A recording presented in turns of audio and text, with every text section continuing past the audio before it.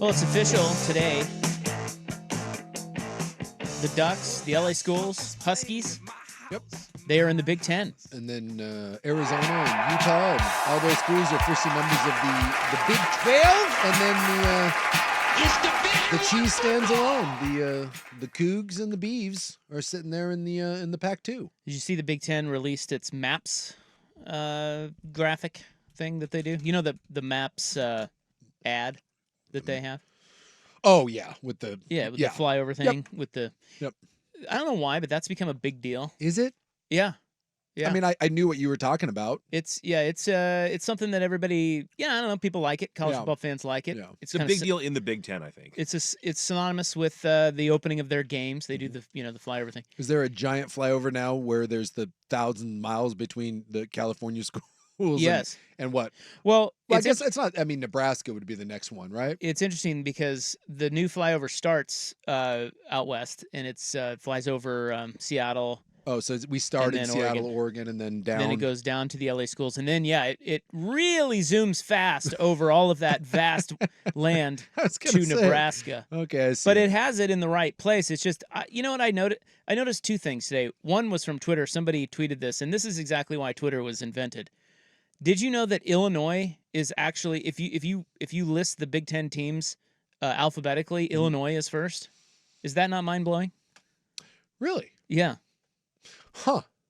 Yeah, I guess I never thought about that. But no one has. If you said that off the cuff, you're like, hey, 2 seconds. Yeah. Illinois is the first. I'd be like, no, it's not. And then I'd be like, wait, yeah, I guess it is. If I said, hey, go, rank the Big Ten teams alphabetically, go. I would have not come up with Illinois. Well, I mean, I guess you could make a case for UCLA, but it's not UCLA. There's a U. It's the University of. It's Cal Los Angeles. But it's not. Exactly. It's the University of. Well, right. I'm just saying that you could make that, like, if you wanted to really push back, you could go that route. But yeah, it's technically Illinois, which I think is amazing. For comparison's sake, the SEC has 5 teams before you get to I. Yeah. Alabama, Arkansas, Auburn, Florida, Georgia. So somebody thought that and put it on Twitter, and I thought that was great. I like that. Yeah. The second thing is, I was looking at the flyover vid, or the graphic, that they do. I'm looking at it right now. Besides the LA schools now, what is the southernmost Big Ten school? Is it Nebraska? Yeah, it would be Nebraska. Isn't that weird to think? Because Nebraska's down. Nebraska's right across from Colorado. Like, Nebraska's further down than you think. Well, but it's not that far down. I mean, it's north of Kansas, which is right in the middle. And I would think maybe, I don't know where Champaign actually is. Maybe it's Champaign, Illinois. But if it's in northern Illinois, it's not Champaign. It actually looks like Bloomington. Is Bloomington, you think Bloomington's south is of Lincoln? further south than Champaign. Okay. And then Lincoln. I'm looking at a map now, and you can see. Yeah, I'm pulling. Yeah, so just barely. So Indiana is the furthest south in the Big Ten. Isn't that kind of weird to think about? Yeah, that does appear to be the case. Yeah, Nebraska sits a little, because when I lived in Colorado, it was always it was Nebraska. But you're right, Nebraska doesn't really sit that far down. It's mostly Kansas and then a little corner where you without get the Dakotas, it's Nebraska and Canada. Yeah, well, I'll be damned, fella. Yeah, it is weird when you look at a map because, like, you're right in that Illinois and Indiana are down further than you think. But they're not that far down, though. No. That's the southernmost point. That's the southernmost Big Ten. Point. You just think of them. I don't know. I think of them as very Midwesty league. Yeah. But they're really not. They're very north. Yeah. Well, and then the crazy part is you look at Southern California compared to the rest, and now you're talking. Yeah, they're way down. Yeah, that's a whole thing. Yeah, all their fans. I tell you what, UCLA might fill up their stadium just from opposing fans wanting to get out of the cold. Now that they play in the Big Ten. By the way, Vancouver 4 text line is in, and I think this person is correct. Is it not the University of Illinois? It is, yeah. So technically, but it's not UI. That's what I'm saying about UCLA. Well, when you list them in the standings, like it just says Illinois instead of university. And UCLA is. Yeah, I'm just saying that person with the UCLA thing, they've got an argument to be made. Technically, they're because correct. It is the University of Illinois and it's the University of California, Los Angeles. So by that logic, if we're eliminating the university from the front of it, then UCLA goes to the front. And because of their head coach, I do know they're in Los Angeles. As someone said on social media. Now the media. question becomes, which one's further south, USC or UCLA? Learned this today by the flyover graphic. Okay. They put UCLA north of USC, which I do believe to be true because Well, I know that. Yeah, I know think UCLA's north. You see, UCLA is that it's like Brentwood, right? Yeah, and LA's No, it's Westwood. yeah, Westwood. Exactly. And Exactly. then the LA or USC's Compton. Sure. So Compton further south? I don't know. Yeah, Geography lesson. South Central. Yeah, all right. Hey, we've learned something. Yep. We've learned something today. And then of course the Rose Bowl is nowhere near the campus. So there you go. Well, But they it's glorious. They took the Rose Bowl out of the graphic too.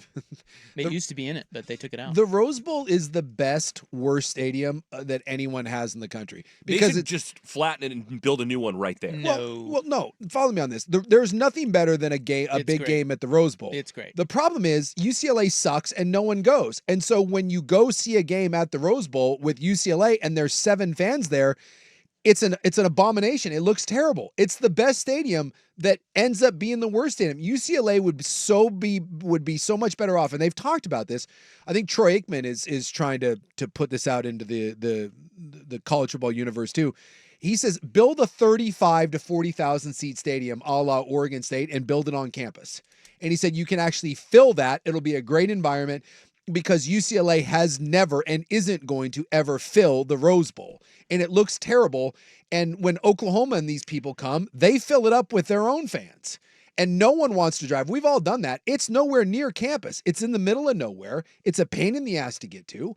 And while it's great for a national title game, it's terrible when UCLA's playing Michigan State. Yeah, but I just don't think they're going to spend that money when they got the Rose Bowl in there. Yeah. The iconic Rose Bowl. Well, that's dumb. That's like that's like being a single guy and buying a big, giant, decrepit mansion that you can't furnish, you can't pay the taxes on, and yet you get to claim that you live in a mansion. And when everyone shows up at your party, you're like, dude, this place sucks. Didn't Stanford build a on-campus stadium and no one goes? Well, that's tough. Well, but that's same thing. That's Stanford. Yeah, but it is. No one cares at Stanford, but I don't think they really care at UCLA either. You'd have a much better chance of filling a 35,000 seat stadium on campus than you would a stadium that can take an hour to get to in traffic that holds 100,000 people that you can get 25 to show up to. Students have to figure out if they're going to go over in groups, how they're going to do it. Are they going to get a bus? Are they going to take a shuttle? It's a total pain for the kids who even go there. Yeah, which is why no one goes and their team sucks. And that's what I'm saying. As a stadium, believe it or not, and now we're into the Big Ten, and I'd have to go through and find out what the rest of the Big Ten has. But I would say in the Pac-12, the worst stadium situation in the Pac-12, the old Pac-12, was UCLA. Martin Stadium's great. Small, great environment, and they pack it when they're good.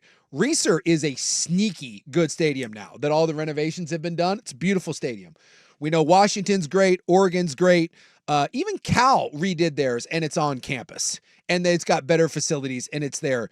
UCLA renovated the Coliseum, put a bunch of money into that. There is Colorado, great. Utah, great. It's not even close. The worst stadium situation in the Pac-12, and I'd be willing to venture, because I don't know exactly what Rutgers or Maryland has going on, but I'd venture that it's probably the worst in the Big Ten. And isn't that weird that the Rose Bowl is the worst stadium situation in a conference? Being there is awesome. Getting there is horrendous. Yes. Yeah, but don't you think that there's going to be a lot of Big Ten fans that are going to go to that game, the road game? And they'll be very surprised to find out how far away it is from LA. A fall or winter trip to Los Angeles. Yeah, and it's going to be really embarrassing for UCLA when there's 10,000 whatever fans there and there's 7 of your own. Remember a couple years ago, they had a thing where if you bought a ticket to the Oklahoma was coming to play there, and they were running a promotion that if you bought a ticket to the Oklahoma game, they were giving you free tickets to another game because they were desperate to get fans in the door because they didn't want to be embarrassed on national TV with the crowd being all Oklahoma. How on earth that team got an invite to the biggest conference in the country when that's your situation, when you're begging people to show up so that you don't get embarrassed with your own crowd on national TV? That says something about where you're at. So November 8th, okay? Yeah. So UCLA's home games are Indiana, Oregon, Minnesota. And that's all they have until November 8th. Yep. So, in September, I don't know if Indiana fans are clamoring to get out of the cold yet. Obviously, a little early. Minnesota may be the same. But by November 8th, they host Iowa. Will that be an Iowa home game? Yes, it will be. Because I think it will be. I think they have pretty good traveling Yes. fans, Yeah. don't they? They Really they loyal travel. fan base. Yep, and there's probably a lot of them on the West that have moved out here that they will come to that. That will be an Iowa home game, and it will be an embarrassment to UCLA, and UCLA will score 7 points. Go ahead and climb out of my ass for a while. And here's a Vancouver 4 text line. ESPN ranked the Rose Bowl number 2 on their best stadium list, right behind Tiger Stadium. Husky Stadium was 7, Autzen 11. This is why I said it's the best, worst situation in the country. No one's doubting the Rose Bowl's greatness. Maybe the best game I've been to in person where I had goosebumps. I've said it on the air. It's one of the few times in the 20 plus years since I stopped playing that made me jealous I missed playing was the Ohio State Oregon Rose Bowl. God, that was awesome. The second one? No, the first the one. first The one. first one with Terrell Pryor. I remember being on the field for that and thinking to myself, this is college football. Were there two? No, because the other one was was Wisconsin. Well, yeah, but the other Ohio State game was in Dallas. Was in Dallas. Championship game. No, the Ohio State, they played Ohio State in the Rose Bowl. They played Wisconsin in the Rose Bowl. That was a great game. And it was such an amazing environment. And so that's what the Rose Bowl should be too. But I asked the question, when was the last time there was a regular season game at the Rose Bowl that meant something, that was a great environment, that was packed and felt like a big time college football game? I mean, I feel like they'd hosted Texas there 7 or 8 years ago, maybe, and that was kind of a big deal. But it's been a long time. Did people show? Because I don't recall. It's I don't know. There's a reason why prominent UCLA alum are trying to. If that really is, I promise you, no one in LSU and no one at Autzen, no one at Beaver Stadium, no one at Penn State is being like, hey, you know what we should do? We should build a new stadium and make it smaller. And yet UCLA is doing that. So you can say the Rose Bowl is a great stadium, and it is. It's not a great stadium for UCLA. It's a terrible stadium. Like Minnesota did this.